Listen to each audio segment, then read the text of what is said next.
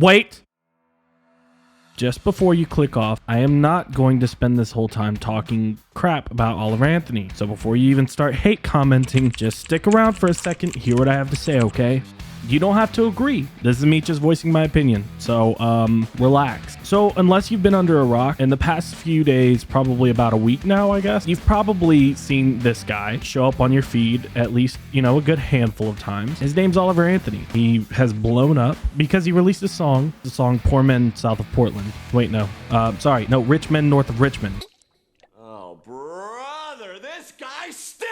And it's being revered by the likes of Ben Shapiro, Matt Walsh, all these wonderful, wonderful human beings who really, really encapsulate this Southern conservative narrative. So I wanted to just take a few moments and sit here and kind of go through this song and talk about, just about where I actually tend to like the song. There's a lot of tones, right, that I'm not sure the likes of these conservative bobbleheads are catching. I'm not sure if they're aware of these tones or if they're just disregarding it because they're like real Southern guys singing real Southern music in a real Southern backdrop. I don't know. I've been selling my soul, working all day, overtime hours for bullshit pay, so I can sit out here and waste my life away, drag back home and drown my troubles away. It's a damn shame what the world's gotten to for people like me, people like you. Wish I could just wake up and it not be true, but it is. Oh, it is. Right off the bat, dude has pipes, okay? He's got a very nice voice, beautiful guitar, and he plays it really well. If you've ever tried to sing and play the guitar, it's not easy, so kudos. So really off to a great start. He says, I've been selling my soul, working all day for overtime powers and for BS pay.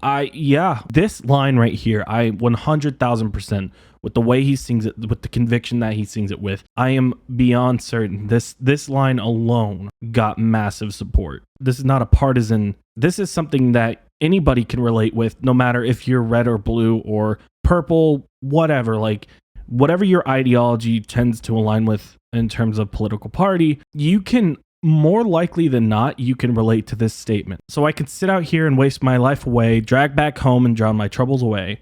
Look, Oliver, this is directly to you. You're not wasting your life. If you're writing music, you're conveying your passions. So you're not wasting your life. Don't think that, please. But then obviously he hits a really, really, really important chord with the drown my troubles away. A lot of people, they drink to get away from life. They drink away to get away from their problems. So they drink to get away from their problems. And that's very prevalent. Again, a nonpartisan issue. So then in the pre-chorus, he says, it's a shame what the world's gotten to for people like me and people like you. Wish I could just wake up and it not be true, but it is. Oh, it is. Again, this is not a partisan song so far. He's just saying, like, I feel like the world's crazy. I hate that it's crazy for me and I hate that it's crazy for you. And then obviously he's like, I wish I could wake up and be in like some sort of fairy tale land where none of these problems exist. It's true and it's here. Living in the new world with an whole soul.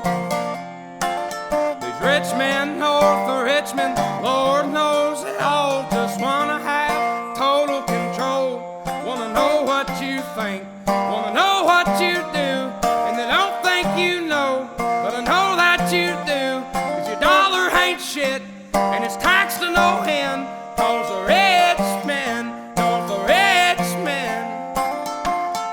living in the new world with an old soul. That's what a lot of conservatives resonate with, for sure, because, everyone says, oh, back in my day, or once upon a time in good old America. It's kind of like this, genuine in the truest sense, conservative. And then, of course, the rich men north of Richmond, obviously talking about Washington, D.C. and politicians. Everybody knows that. And that line, that being the name of the song, that's striking a chord with everyone because, it's no surprise that representation has not been, adequate, especially in the past 2 years. We've spent more time trying to determine what reality is. But to Oliver's, chorus here, he says, Lord knows they all just want total control. I don't believe that for a second. Call me crazy, call me delusional, whatever. I know a good chunk of people who are in public service and they want to serve the public. They want to do good work. I disagree. I will admit that there are people who just want to have power, sure, yeah, we'll probably disagree on who those people are. They want to know what you think, want to know what you do.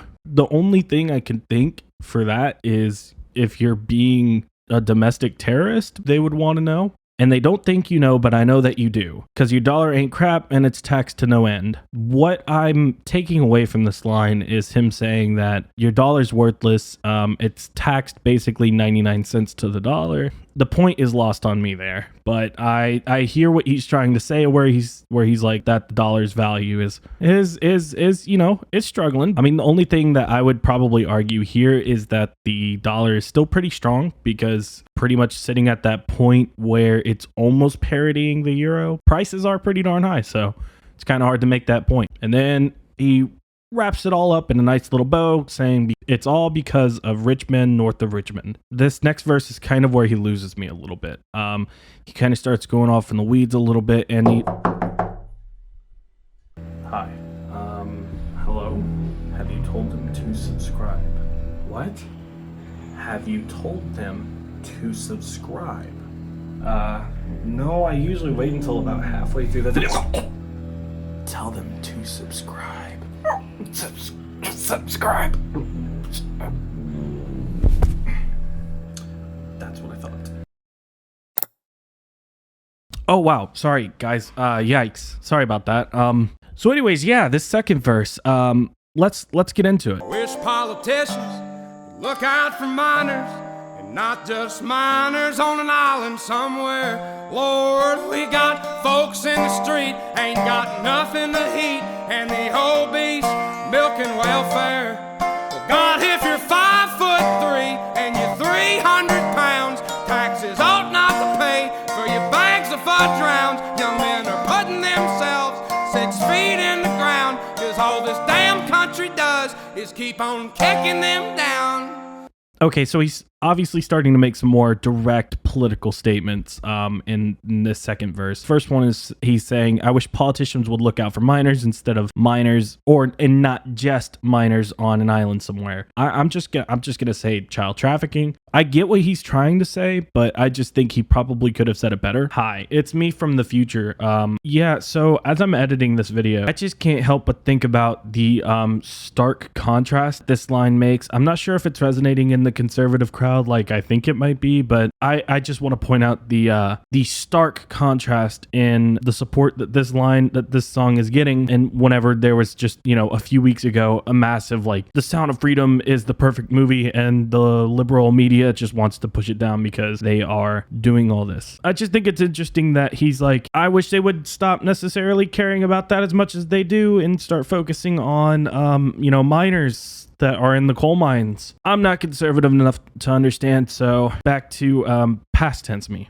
And then he says we got folks in the street ain't got nothing to eat, and the obese milk and welfare. Says, well, God, if you're 5'3" and you're 300 pounds, taxes ought not pay for your bags of fudge rounds. This one, you know what? Again, I get what you're trying to say, but he starts out by saying, there's people in the street with nothing to eat, almost as if he's trying to say like, hey, we need to help these people out. But where you lose me is whenever you say that the obese are milking welfare, because it's like, oh, I want social programs, but not these social programs. And then you're attacking short people. Why? Taxes ought not to pay for your bags of fudge rounds. I agree, because the food stamp program, the eligibility to accept food stamp is way, way too lackadaisical. But I don't know if that's your point, because there aren't a lot of lyrics on this, and I'm just working off of what you've said. Young men are putting themselves 6 feet in the ground because all this dang country does is keep on kicking them down. I'm not sure if that's commentary on cancel culture maybe, or if it's commentary on suicide, or if it's like commentary on anti-men rhetoric. I'm not sure. Again, the lyrics are not necessarily elaborate. And then of course it goes back into the pre-chorus and the chorus.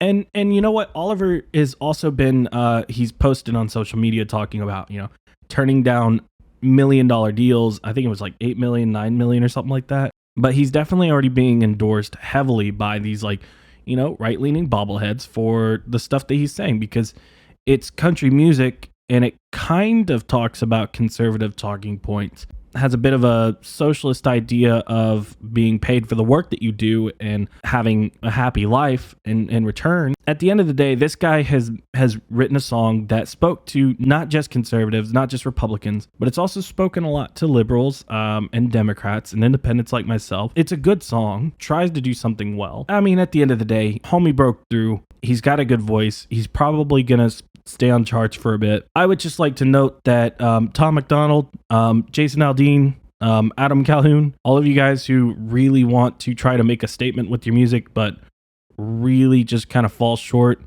maybe take a note from this guy.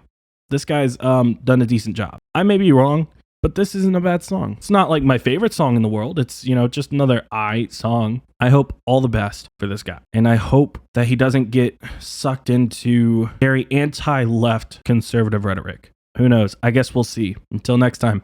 Peace.